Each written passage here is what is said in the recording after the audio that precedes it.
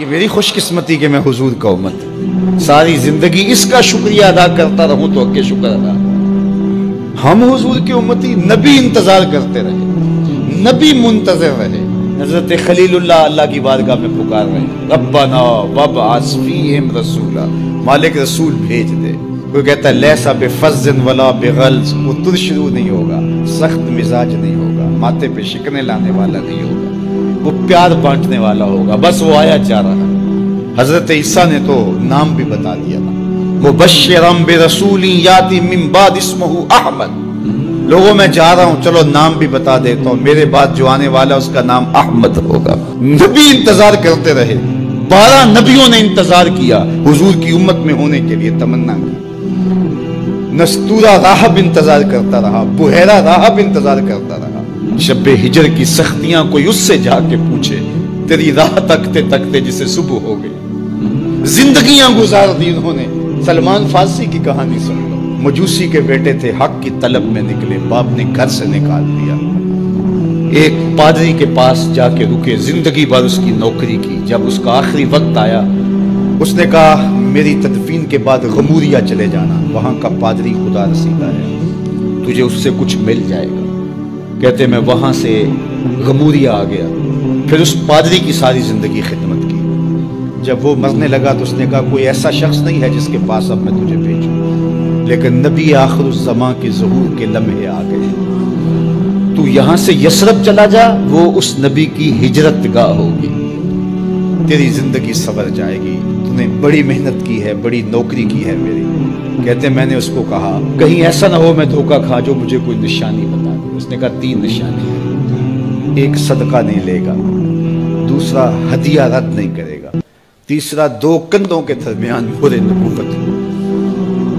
کہتے ہیں میں نے اس کی تدفین کی، یثرب کی جانب جاتے ہوئے ایک قافلے میں شامل ہو گیا. انہوں نے مجھے پکڑ کے اپنا غلام بنا لیا، لیکن میرے پہ مہربانی یہ کی کہ مجھے بیچا جا کے مدینے میں.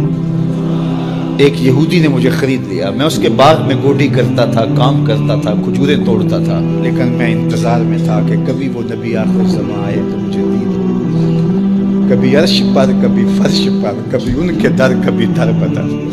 غم عاشقی تیرا شکریہ، میں کہاں کہاں سے گزر گیا.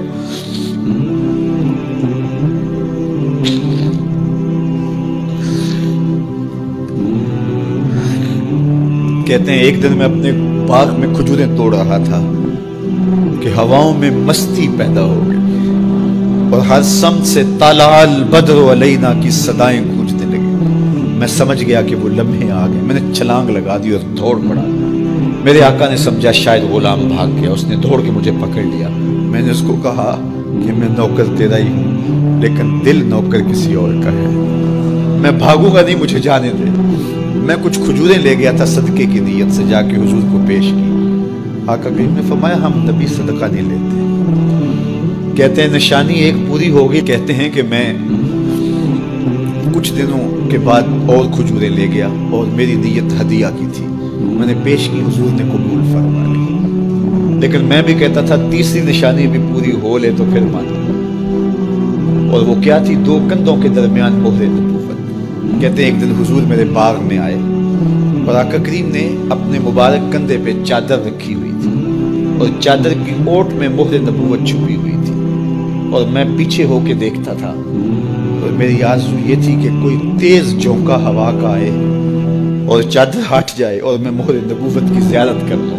حضور میرے ارادہ قلب سے آگاہ ہوئے. فَأَلْقَى إِلَيَّ رِدَاءَهُ، حضور نے چادر اتار کے میری جانب پھینکی اور پھر ایسے رخ کر کے فرمایا انظر الی ما امرت بہ.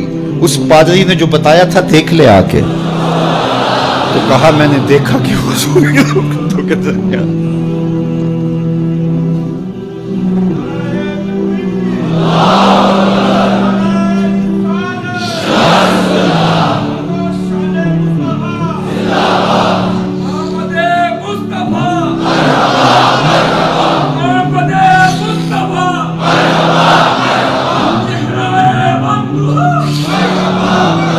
شب ہجر کی سختیاں کوئی اس سے جا کے پوچھے، تیری راہ تکتے تکتے جسے صبح ہو گئی.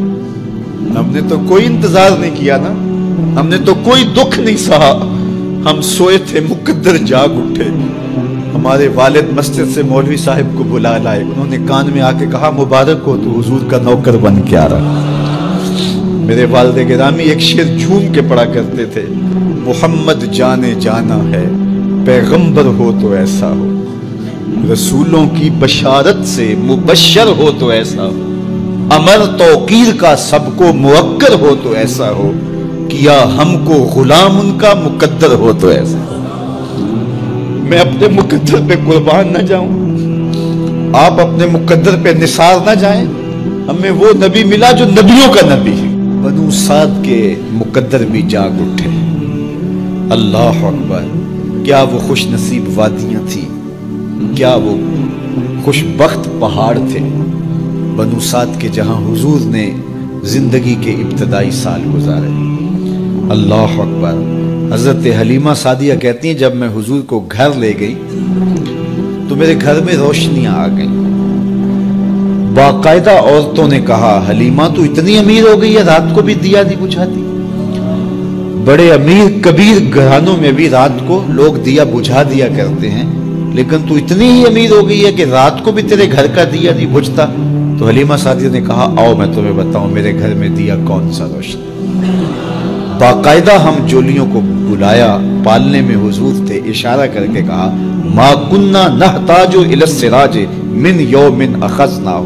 جب سے یہ پیارا گھر آیا ہے میں نے سارے دیے توڑ دیے. دیے کی ضرورت نہ مشعل کی حاجت, عجب روشنی تو نے پائی حلیمہ, بڑی تو نے توقیر پائی حلیمہ, بنی تو محمد کی دائی حلیمہ. کہا ما کننا نحتاج الی السراج من یوم اخذناہ.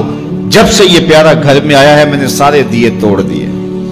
جہاں روشنی چاہیے ہوتی ہے حضور کو اٹھا کے اس کمرے میں لے جاتا ہے, وہاں انوار پھیل جاتے ہیں, روشنیاں پھیل جاتی ہیں. کیسے اجالے پھیلے, کیسی روشنیاں پھیلے. حلیمہ دا چھپر کھجوری دے تھلے, حوراں وچھالے نوری مسلے, فرش تو عرش تک پہ گئی دہائی, حلیمہ نے لٹ لئی خدا دی خدائی. اللہ اکبر. وہ سارا دن تو صحراؤں میں گھوم لیتی تھی, اسے جب بھوک لگتی تھی لبوں کو چوم لیتی تھی. بخت جاگے حلیمہ سعدیہ کے, حضور ان کے گھر آئے. اللہ اکبر. جدھر سے گزرتے گئے نور پھیلتا گیا, انوار پھیلتے گئے. حضرت سیدہ طیبہ طاہرہ حضرت عائشہ سلام اللہ علیہا فرماتی ہیں کہ میں کچھ سی رہی تھی کہ میرے ہاتھ سے سوئی گر گئی. اب حضور کے گھر میں دیے میں جلانے کے لیے تیل بھی نہیں تھا. میں پریشان تھی, سوئی گر گئی. اتنے میں حضور تشریف لائے. حضور مسکرائے, کہتی ہے میں نے گمی ہوئی سوئی تلاش کر لی. اللہ اکبر. تو یہ روشنی تھی, یہ انوار تھے. اللہ اکبر. اذا ضحک یتلالا فی الجدر.